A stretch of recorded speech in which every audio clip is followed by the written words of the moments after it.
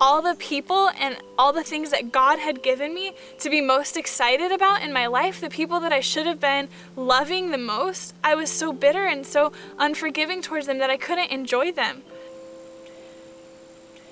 2 weeks after I was born, my dad left my mom.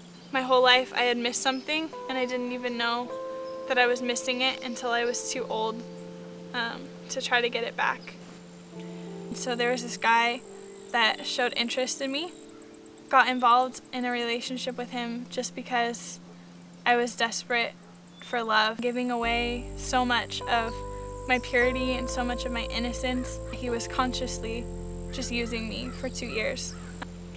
I was never going to be good enough for them, and I was never going to be pretty enough. I blamed it on my friends, and I blamed it on them for not being perfect enough and not meeting every need for love that I had in my life. I was too afraid to confront my friends, too afraid to tell them how I felt, and so as a result, all this bitterness and offense just kept building up towards them.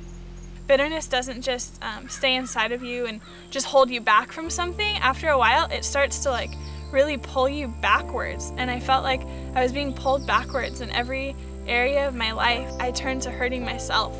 I thought there was no way that I was ever gonna live in the joy and the freedom that I saw my other friends living in. Finally, when I came to the church, he was talking about blind Bartimaeus. Jesus, son of David, have mercy on me. And he didn't care anymore what all the people thought, and he didn't care anymore if he was making a fool of himself, because he needed Jesus so badly to come and to heal him.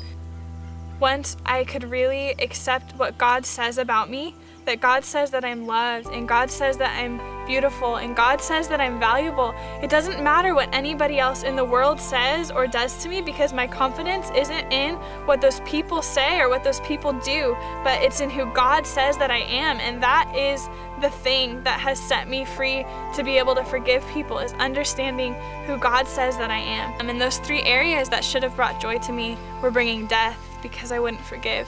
Now I wake up in the morning and I'm excited to live. The decision to forgive was instantaneous. Forgiveness happened in a moment, but the healing process in my life took years and years and years to work out. The Bible says that for freedom, Christ has set us free.